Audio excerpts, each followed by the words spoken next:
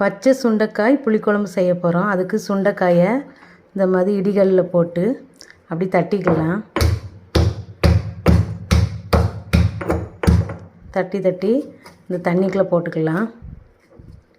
மீதம் இருக்கிற சுண்டைக்காய் எல்லாத்தையும் நம்ம தட்டி எடுத்து தண்ணியில் போட்டுருவோம். தட்டி வச்ச சுண்டைக்காயை நல்லா அலசி வடைச்சட்டியில் எண்ணெய் வச்சுருக்கேன், அப்படி பொரித்து எடுத்துக்கலாம். அப்படி நல்லா வதக்கிடணும். எண்ணெயிலே நல்லா வதக்கி எடுத்துக்கலாம். எண்ணெயில் நல்லா வதக்கியாச்சு. இதை அப்படியே அரிசி எடுத்துக்கலாம். இதே எண்ணெயில் 1/2 ஸ்பூன் வெந்தயம், 1/2 ஸ்பூன் கடுகு, 1/4 ஸ்பூன் சீரகம் போட்டு நல்லா பொரியட்டும். இது கூட 2 கருவேப்பிலை சேர்த்துக்கிடுங்க. சின்ன வெங்காயம் சேர்த்துக்கிடுங்க. இது கூட 3 பூண்டு உரித்து வச்சுருக்கேன், அதையும் போட்டுக்கலாம்.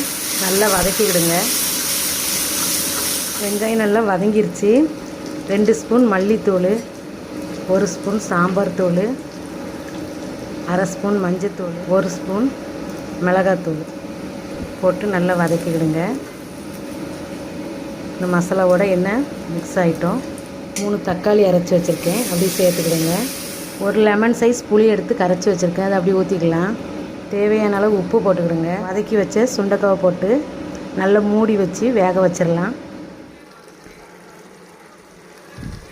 சுண்டைக்காய் போட்டு குழம்பு கொஞ்சம் கெட்டியாகிடுச்சு. இறக்கும்போது கொஞ்சமாக தேங்காய் பால் ஊற்றிக்கிடுங்க.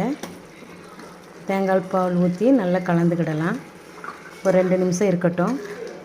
குழம்பு ரெடி ஆயிடுச்சு. பாருங்கள், எண்ணெயெல்லாம் மேலே பிரிஞ்சு வரும்போது அப்படியே ஆஃப் பண்ணிடலாம். இந்த மாதிரி சுண்டைக்காவோட தட்டில் சாப்பாடில் போட்டு சாப்பிடுங்க. பச்சை சுண்டைக்காய் குழம்பு புளிக்குழம்பு சூப்பராக ரெடி பண்ணியாச்சு. இந்த பச்சை சுண்டைக்காய் உடம்புக்கு ரொம்ப நல்லது, வயிற்று புண்ணுக்கெலாம் இது ரொம்ப நல்லது. ஈஸியான ரெசிபி, டக்குன்னு செஞ்சிடலாம். இந்த வீடியோ பிடிச்சிருந்தா லைக் பண்ணுங்கள், ஷேர் பண்ணுங்கள். புஷ்பா குக்ஸுக்கு சப்ஸ்கிரைப் பண்ணுங்கள். அடுத்த வீடியோவில் பார்க்கலாம்.